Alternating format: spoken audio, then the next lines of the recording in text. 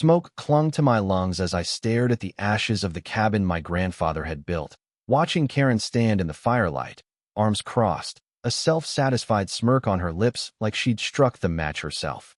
Fire trucks idled out front, but nobody moved to open the door. My home, the place I'd poured all my energy into, had died under her decree. A week later, as the doors of the federal courthouse thudded closed behind her, Karen's steps were just as confident, until she locked eyes with the judge's nameplate. For the first time since this whole nightmare began, I saw her actually tremble.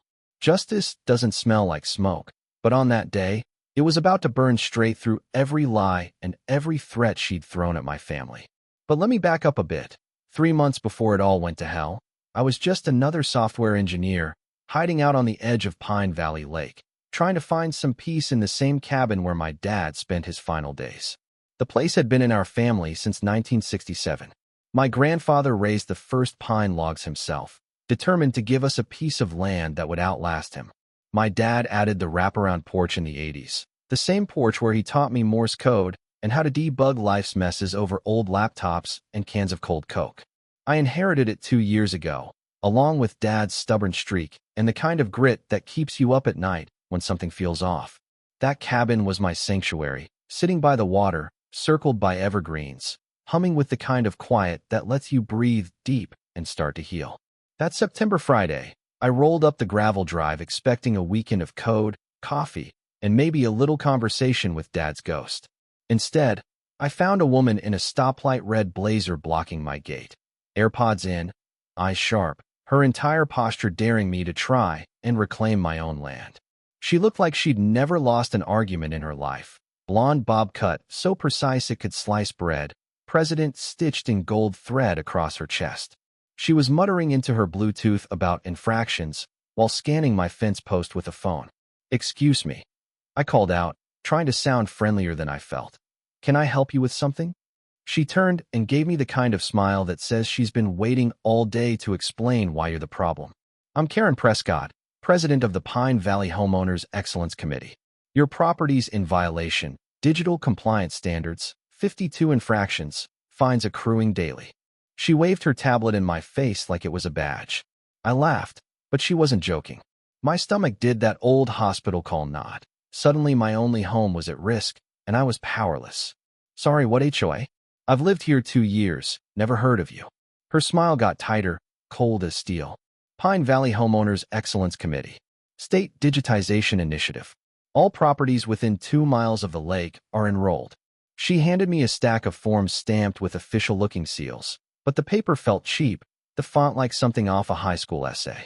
I pulled out my phone, snapped pictures of her documents, and faked a call to county records. No HOA, no committee, no official anything on file. I pressed her. How did she know about my Nest doorbell or my Alexa? She pivoted quick, like she'd rehearsed for this. "Our remote network sweeps detect unauthorized Wi-Fi, IoT devices, compliance violations. Technology integration standards." Yeah, that happened. She rattled off fines, mentioned broad enforcement powers, and left with her ancient tablet still blinking record as she walked to a battered white sedan. But here's the kicker. My Nest app pinged me later with a motion alert at 3:47 a.m. the same day. 17 failed attempts to enter my cabin between 3:30 and 4:15 a.m., and my Wi-Fi log showed a device named Karen President Pad, logged in for 43 minutes.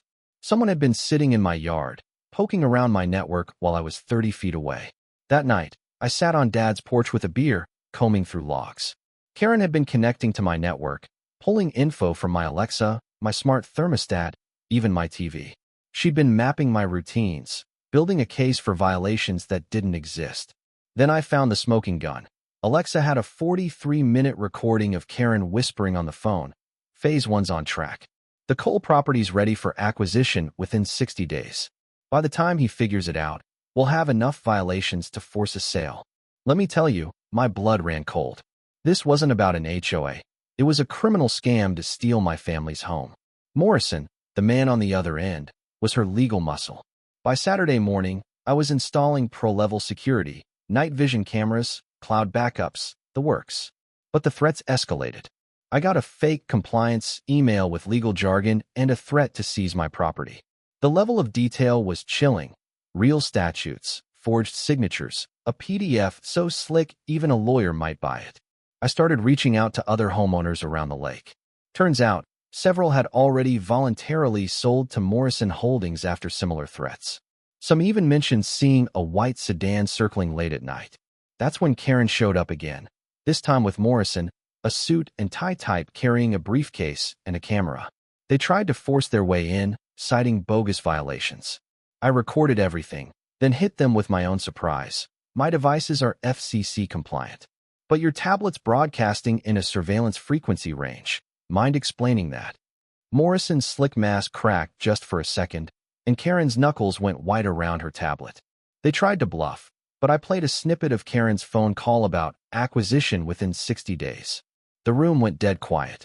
Karen tried to play the victim, but I was done being intimidated. That night, I got a text from an unknown number. Nice cameras. Hope they're insured. Attached was a photo of my new security system, shot from across the lake with a long lens. Someone was watching, and they wanted me to know. Then, twist, Sunday morning, a Honda Civic pulled up.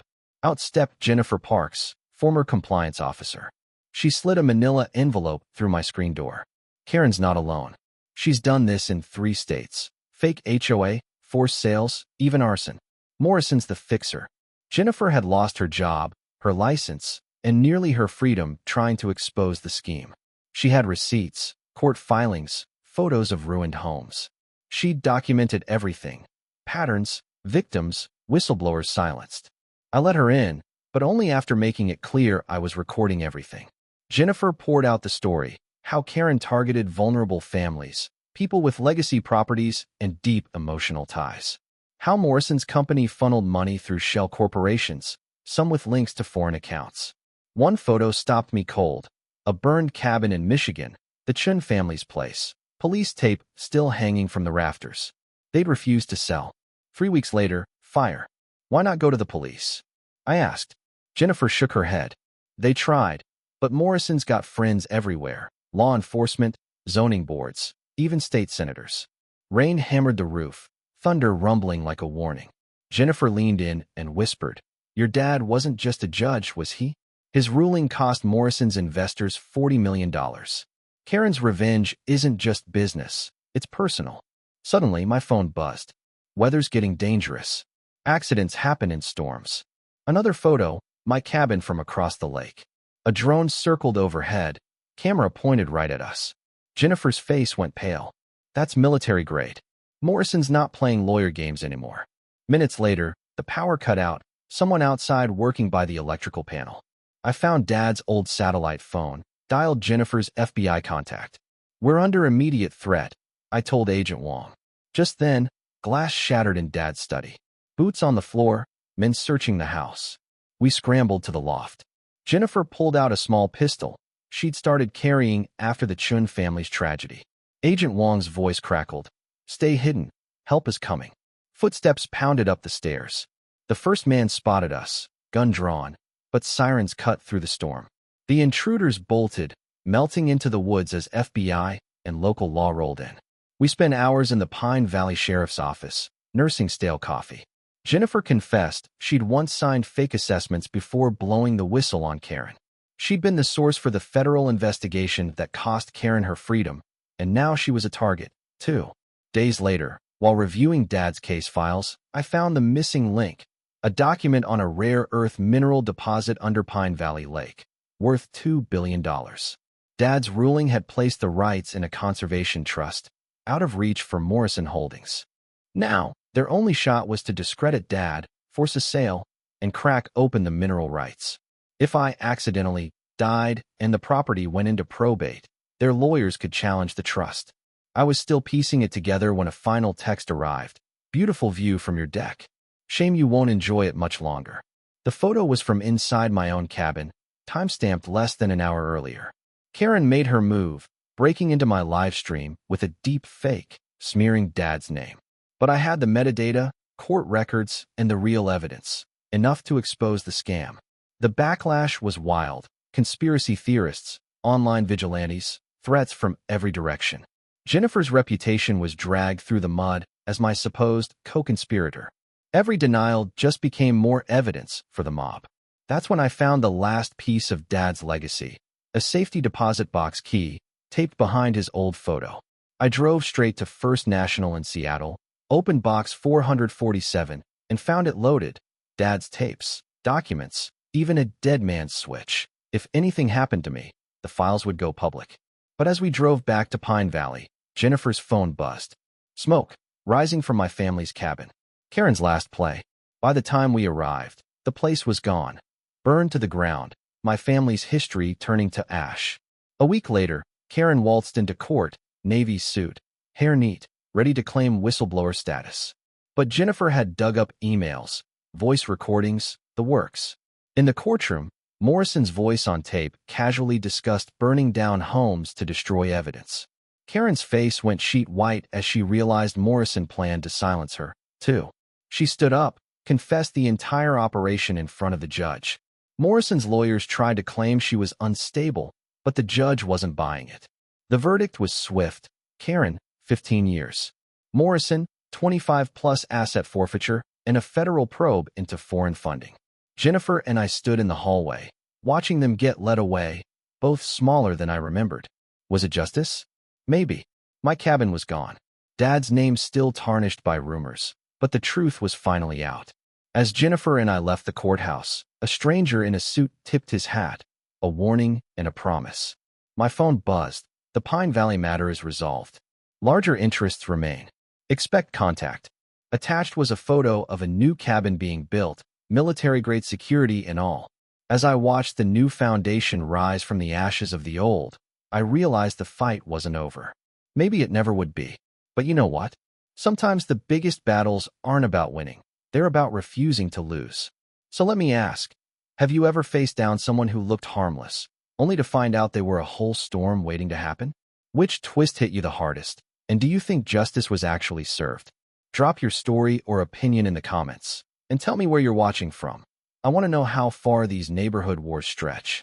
If this wild ride grabbed you, hit subscribe, ring that bell, and check out the playlist for more tales of small-town justice, corporate power games, and the fight to hold on to what matters.